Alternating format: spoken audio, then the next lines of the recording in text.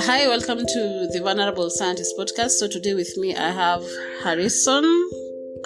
Harrison is a bioinformatician. He's currently doing consulting in the same space, and he's just told me that he's been introduced in a new space to use his data analytics skills. So Harrison, I would like to know because this podcast is mainly just to know your highs and lows and you telling us what it is like doing whatever you do. So if there's any highs and lows, just start with the lows. Okay, thank you for allowing me to be in this space. And thank you for your wonderful questions. I think firstly, I would like to mention some of the things that we are trained of and how we have to move from our basic training to be able to capture our intended use in terms of what we are objected to do. Coming from an academia background where you were expected to always do something differently over time, so this does not translate to whatever the market or whatever the population needs are. I think one thing that I can say, and I can correlate between the highs and the lows, I'll say this: when you're doing your masters and your PhD, both postgraduates, you are taught one thing, or you're taught to be very specific. So you earn one thing, that is, you become somebody with an own self-drive. You're very objective. You become very committed to whatever you do, and you become very consistent for you to be able to attain your objective. So that is one of the highest that you get. But on the hindsight, some of the lows during this space, you now start working in basic silos. So I'll say this: you'll find two postgraduates, for example, in one space, but after the end, you find they're becoming very defined, and they're becoming very specific. So you start working in different directions. So I think that is one of the highs and the lows of wherever we come from. So maybe from a personal perspective, you did your master's and your PhD. You're actually doctor. I should have referred to you as a Dr. Harrison. Right? That is just semantics. I knew you'd say that. So I'd like to know, when you're doing now your postgraduates, the two postgraduates, what are one of the lows that you experienced as Harrison? Okay, wonderful question. I think one thing, where you have heightened curiosity at that age, you come from high school, you go to your undergraduate, then you must be very self-focused to go to a postgraduate, especially in STEM. So one thing, you become very curious, but again, your skill set are honed to one direction in terms of solving your objectives. So one low, you become very lonely in that space because you're trying to be a specific researcher with a specific topic in that space, and one suffers one detriment where you become a loner. Let me say this, and this is why most scientists are told maybe you're not was something, because you're always in your thoughts and you're trying to solve something within, so you become overly analytical. And one of the low things that happens to this, you start focusing only on that, and I think life is beyond just your basic academia and whatever you're doing. So it must be jumbled with other sectors, social sectors. So I think one of my lows is not being able to achieve that balance at that specific age where you are able to understand, right? As much as you're studying, your other life needs to continue. So you don't have to stop one and focus on the other. So that is a balance that I individually suffered. I didn't know when should I now maybe get, for example, in a social space, get a girlfriend. Will I be committed with whatever I'm doing? And this is interesting. You'll find myself, you don't know who is the right person to do, because they understand whatever you've been taught how to do things. So I think that is one of the lowest points where you are struggling to achieve that balance? So you weren't able to achieve a balance while doing your postgraduates? It is in terms difficult. of the social life and the academic life? Yeah, I'm sure you are in it. I'm sure everybody who's done a STEM thing, you understand it is too demanding, especially in our country, where you have to establish basic parameters. Sometimes I'm very lucky myself. I had very good advisors and mentors who were able even to provide you space to be able to answer the questions that you asked during your studies. But this is not necessarily the same for everyone. So at some point during my studies, you would see people who have maybe families, and you would see their struggle. And sometimes you will see the commitment. So you're needed here, but you're needed on the other space. You need too much commitment and time to focus on whatever you're doing. Sometimes you're really frustrated. It consumes your time, so you don't even have time to be able to attend to your social needs. And this goes on. If you're not in a very good space, and maybe your advisors don't get you, you will suffer some that we call mental health challenges. So I'll tell you, when I've not come across it, I'll say this: at some point you'll get depressed. Depressed means I want to achieve this thing, but it's not going at the same pace that you would want to achieve. Not that you're not curious enough, not that you're not reading, not that you're not doing the best that you can do. But I'm sure people who worked in laboratories, you set this experiment, you've not optimized it, so you need to go, and before you get into that moment where you say, I've attained one objective, and that is your simple thing, I think that takes time. So I'll say that is something that I've had to struggle with. Oh, so you never got depressed?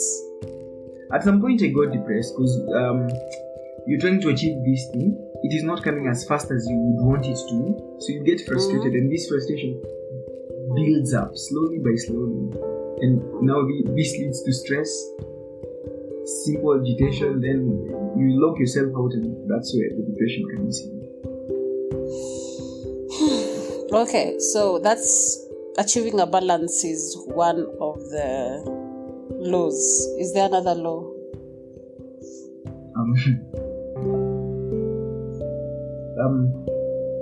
There is something that came in. As much as you're doing this simple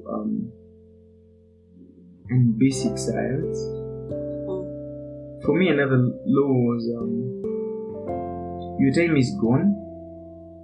Then there is something that you realize when it comes to that balance in terms of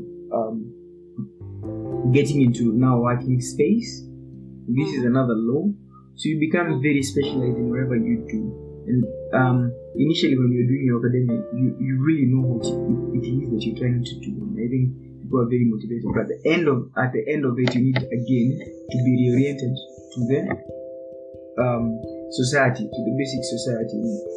You understand now another law becomes, now you're done, you're happy. That is a very big achievement when you do your graduation or you do your defense or your thesis.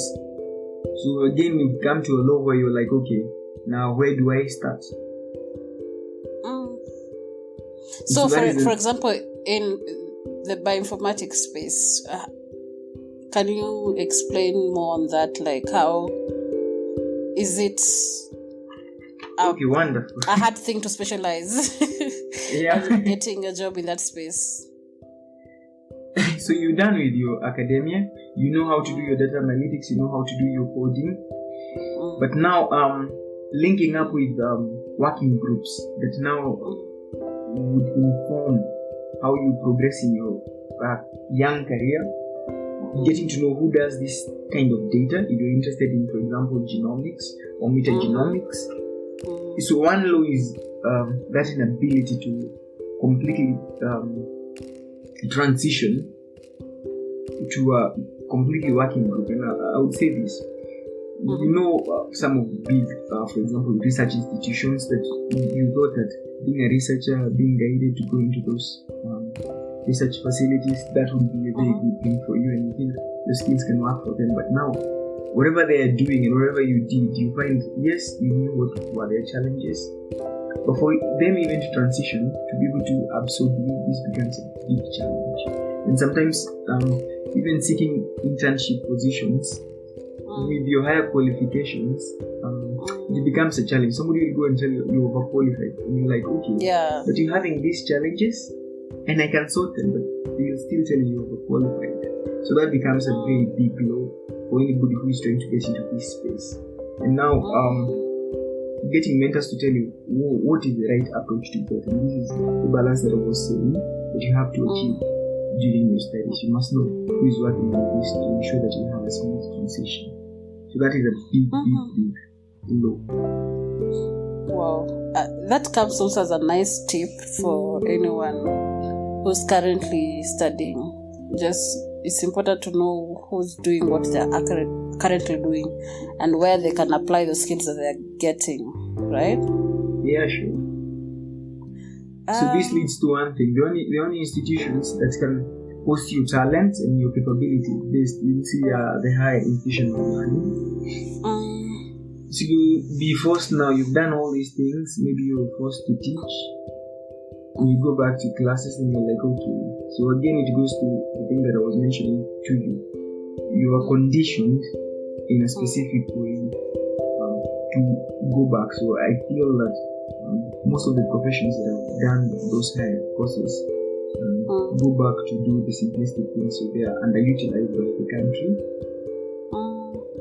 And this is another law. Now you find people who are really professionals, but now they have lost that interest because of the socio-economic status that they wanted to attain, the various objectives that you've set for yourself. Time is running out in terms of how we are conditioned by the society. So you find you're becoming frustrated. Yes, you've done all these things, you're introduced as a doctor, but in your village, if you're introduced as a doctor, that translates to you contributing a lot of money and you have nothing. So that again is a big blow for everyone. I had someone mention that I think he's in the same space you are in terms of he's also a bioinformatician. Like, but in terms of the doctoral status, like someone refers to you as a doctor and people have a certain, what is it called? Perception, or I don't know. Like they predetermined, expectation. They predetermined that, hey, this guy is coming with a lot of money. Hey, that's kind of, I think that puts pressure on the person who's being expected to. Anyway, I can imagine. Yeah, it is that. Huh? So it's a good thing that at this space I can mention. Again, working in a very good working group, knowing what they do. Again, I'm not encouraged to just only ask for young guys to pursue what I'm saying, but I'm sure this is something that this is a discourse that needs to be addressed. I'm happy with the introduction of NRFs. I'm happy for the introduction of new scientists and new young scientists who are disrupting how things used to be done. So this is creating a very good space in terms of knowing there is this talent that is existing, they can do this much. And now you can see people going into entrepreneurship because of that frustration, but that frustration will lead either to complete destruction of that person or that individual, that skill set, but also can lead to new innovations that can help. Where I think like where we are in a country, bioinformatics is something that is, now I won't say it's a young thing, because we are teaching even undergraduates bioinformatics, so they know what it is. But in terms of them transitioning and using it, you find now it has become something that is subject oriented, but it needs to be incorporated holistically, both subject oriented and object oriented. So you've done your biology, you understand the computational aspect, you've understood your mathematical contributions, and you can be able to go in and work, for example, with an epidemiologist, about a statistician. You can work with a computer informatics person. So you transition to that data scientist, but now you go to a job where you're seeing all the skill sets that are determined there, define you. But when it comes to whatever you did, they're like, okay, we want, because this is made by people who set this, they call policy deadlines or the human resource. Yes, these people, the human resource persons, and they're trying to define objectives, and so you will completely miss a bioinformatician during that application. But what they really require was a bioinformatician. So that is they are conditioned like this is what I was mentioning. So you're saying the industry doesn't understand what skills you guys have and how they can it be applied in their companies or institutions or whatever. I would want to say this. We're in a very good space where we're saying we're in the data space, and you can see what maybe the big tech companies are doing with data. I'm one believer that whatever they are fighting for, they are clamoring for in terms of social data is important, but now when it comes to biological data, it is much more important because it will help inform bigger decisions in terms of our health, both for our environment and for example, human. And this would inform decisions that need to be taken, for example, in an outbreak, like, for example, what we are going through in this pandemic. So we can be able to understand what is it that our genes are telling us.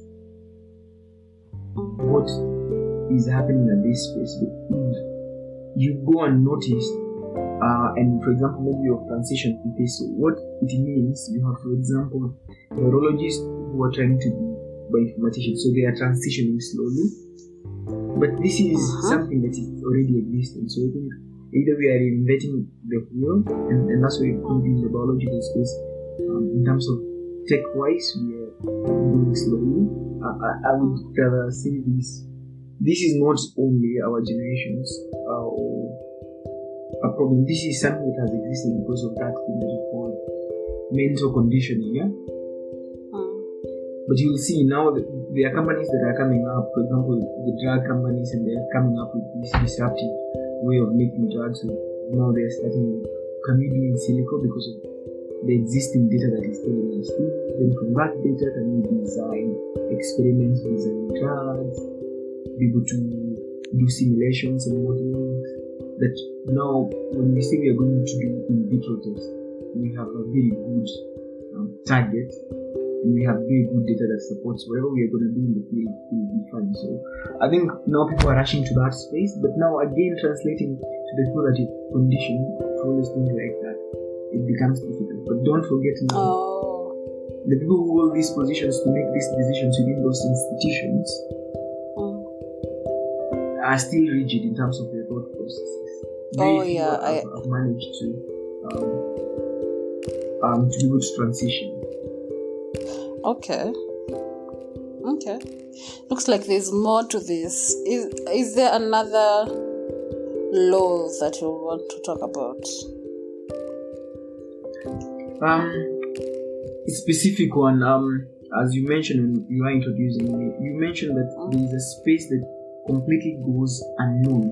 So you'll be in your struggles trying to establish to link yourself up with a working group in somewhere where you can go with your career, but I would want to say this, there's this field that we call consultancy or consulting. And I'll say, for example, in Africa, you find most of the consultants that work in Africa are foreign based. So that means that in terms of getting a mentor who will move you from the academic or just laboratory research work, somebody needs to tell you, for example, what is it that you need to do to get into a space where you can maybe earn a living based on your skill set. For example, being able to put in a simple budget based on what would be required for a specific institution. So this is something that initially I was struggling to get, and I'm getting slowly oriented to this because I'm being mentored slowly to understand that now this is what I was mentioning as disruptive. So you stayed out without doing anything, but you still believe that you have the know-how or the skill set, that versatile skill set that can help you do something.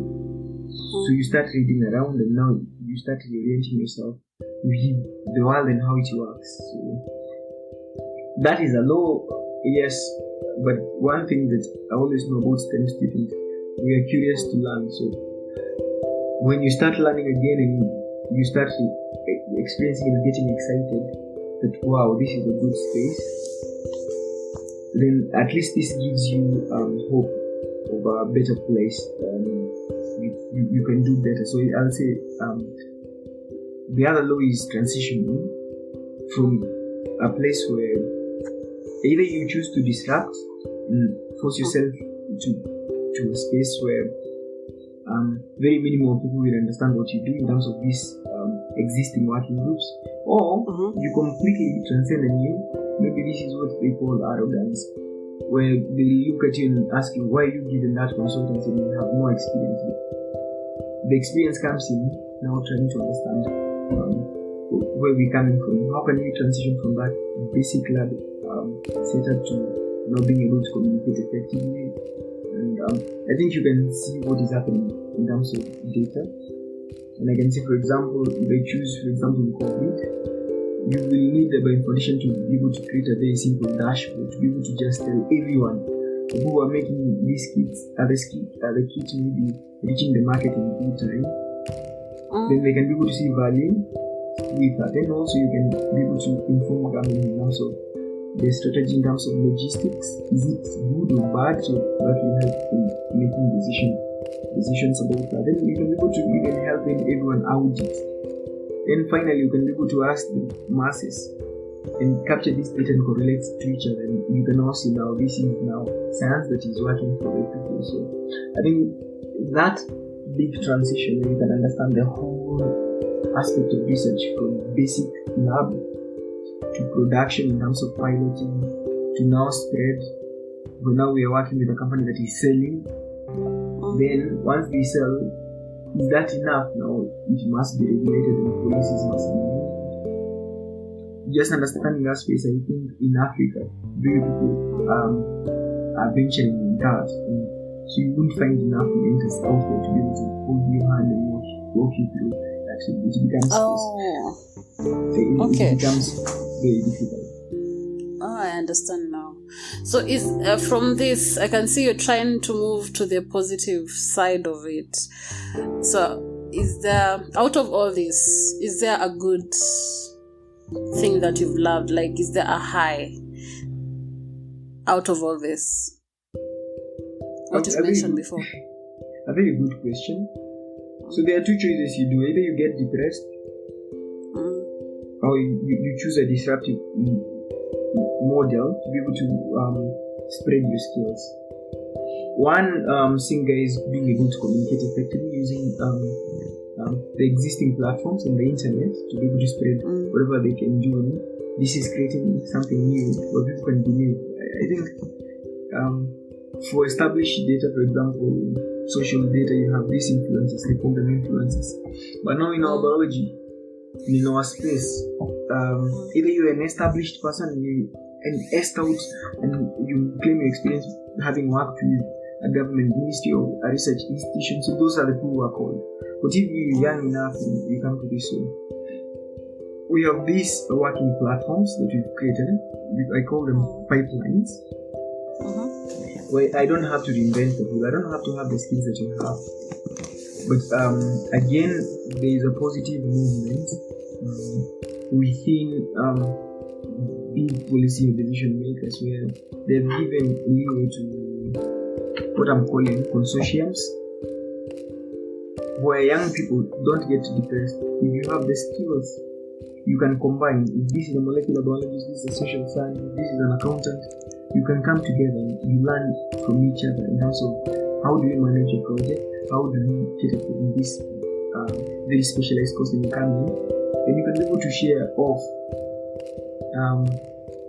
the skills that you bring on board, and this now can be measured according to the designs of your pipelines now. So I think this is a very good thing, and this is a very good high. You can see yourself. Oh, there's one already. Yes, I've created a pipeline Uh-huh. that I seek to incorporate several people with their experiences, both young and old, because I think we can learn from each other. And Does it have a name? This can help pull this information. Yeah, we established HEP some time back, and I told you this was the purpose. HEP Bioinformatics. Oh, HEP Consulting. Oh, yeah. Yes. Oh, okay. Do you want to talk about it? Do you want to tell us more about HEP? Yep, I can mention something about HEP. HEP is a company that was established in 2013, registered under Kenya as a limited company, has directorship. But the major purpose is if you check on our mission and objectives, I can finalize or summarize it as an institution that seeks to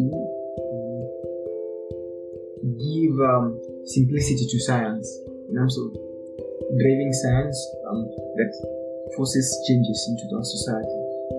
So basically, what HEP does, HEP is a pipeline where we have different types of consultants that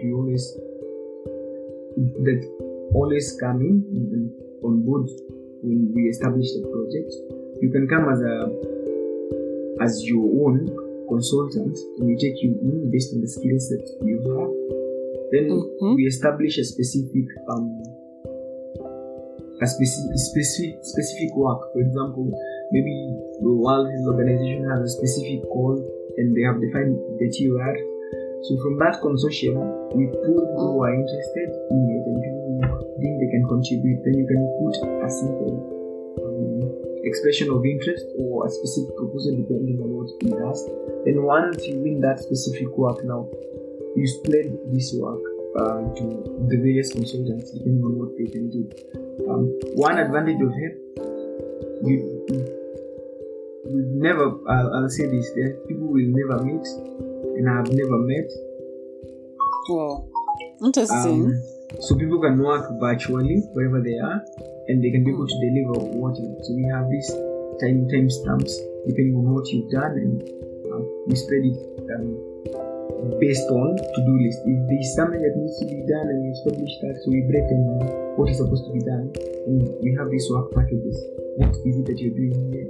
What is your rate in terms of what is it that you want to be paid? And we put this in a simple budget, and this is what we send as proposal for expression of interest. So you'll find it has open space for other people to establish themselves and not just sit there. Oh, awesome. I love that this is coming at a time where there's need for more remote work, so that people can work from wherever they are. They don't need to meet to do this stuff. It's interesting to know that that's already going on. No, it's not. I'll say this. This is something that we set up that is very ambitious. There are other consultants consortiums that exist globally. Oh. And our reasoning, because we established it as 3 guys, then we've lost 2. The initial guys we started with, some left to the east, others went to the west, and now establishing a pool within Africa that can be able to attract work from established global funders. For example, NIH, I've said, World Health Organization, UN, UNAID, FIND, among others, GIZ. And you'll see this is work that always goes. It is very difficult. As you'd mentioned earlier, sometimes you can have people who feel that this is their space and you're infringing on their space. But the importance of HEP is understanding. If you come in as a consultant, there is something you don't need to reinvent. There's something you can do very simply. And depending on your work location, for example, if it's work that, for example, a specific client wants you to do, for example, maybe we point out in our country, Kenya, maybe you might have consultants who are on ground. So if there is something that needs to be on the ground, they understand that terrain very well, and they understand what are the logistics like, and they will help you be able to develop a very good budget and be able to do good project management. So if there's work that is being advertised in Zimbabwe, for example, and you have somebody who is local on that place, this is a very good thing. The beauty of a consortium or a working pipeline is you have all kinds of people. You have very specialized people who've done PhD and have a lot of experience, and you have very young people who can do brilliant work, even from undergraduate, like doing a literature review, which might be required in terms of report, and they are still in there and they can be mentored in this working group. And you don't have to work together. People have different interests within the consortium. So if there is this work and it needs this, you can always ask a coder, for example, you need to establish a platform. Then they can do that in line working with accountants in local space. So I think this is a space that opens up how we used to view employment. Because seriously, does not give employment. Help looks for work, and once it gets work, everybody is remunerated according to their contribution and according to their experience. To the work. Oh, yes. Okay. Interesting. So apart from help, getting a solution from the problems that you saw, is there another high? Obviously, there are highs. I want to mention there are some highs when it comes to whatever you do. I always tell people, always rejoice in those small wins. I've never seen big wins as the end it all. So small wins, you can be able to learn today, and you find that you've improved yourself. So that is a small win. So go with it. It will make sure that your mental health is catered for. So I've learned to do that. I've collaborated with other people on the other projects where I put my skill set. I mentor some students, sometimes I supervise, not to get anything, but just to help students learn about this space. Then I think something that is of importance is just being open and learning the things that broke you, or people who broke you on the way. You can try to support, because as again I mentioned, science is not easy in this space, specifically in Africa. So I think one big thing I think is being able to just offer support, guidance whenever you feel somebody has a challenge, and speaking the truth. I think speaking the truth about the outcomes and outputs that you generate. For example, doing your master's, PhD, sometimes you can tell somebody your end is to make money, I think, in the wrong space, but still there is a limit that you can make a lot of it. But doing your PhD postgraduate, specifically in STEM, is not guaranteed that you will make money. So all I mean to say is mentoring students have to learn about the quick transition that you need to have, and this means you have to have a very broader perspective in terms of working with the society. Oh, so that's the high here, as I understand, is you being able to mentor the people who come after you into this space and how to overcome the challenges that you've faced. In simple terms, just being that step, or being that thing that makes somebody who had made the challenges have a smile or go home knowing, okay, I am not alone in this space. I am better, and it's just good. I think that I do much joy into giving that inspiration, or even alleviating a challenge that exists. If I can be in this space and help you do a data analysis as a student, or learn how to do your data analysis, or learn even how to group your data, I think I've just served my purpose. When I was studying, I didn't have that person to hold me, but now there are guys who learn and know this. So just teaching somebody to do that, you find they are more happy and you have elevated their stress, and that is a very big thing for me. It gives me self-gratitude. Nice. So I can link your is it LinkedIn? Should I link your LinkedIn so that people who might be interested to get that support can get you? Sure. which- I think that is something. Okay. If I have time, I'm always willing to put in. Yeah, something. that would be nice. I'm sure there's someone who'll need your help. Sure. If I can't offer Thanks. if I can't offer that help myself, I can try connect you with somebody who can offer you a specific, because of the networks that are going on with me. Okay, that would be great. So if there's nothing to add in terms of that question, I don't know, is there? I think at the moment, no. Okay, Harrison. Thanks for coming into this podcast and for accepting my invitation. I'm hoping that this talk will make anyone who's in that space that you're in to know that they are not alone, and actually to make connections and collaborate on the things that you're doing, especially the help consulting. I think it's a good space for people who have different skill sets and they don't know how to get into the market. And if they want to reach out to someone, they know there's a space, there are people they can connect with and they can work together towards something. Great, it's my pleasure. It was my pleasure being hosted by you. Okay, thank you. Bye. Bye-bye.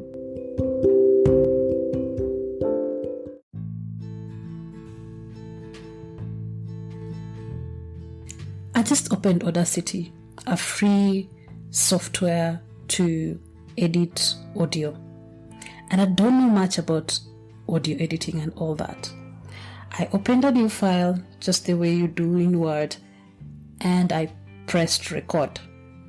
I just inserted my USB mic, which is just a standing mic with a USB cable, and started talking.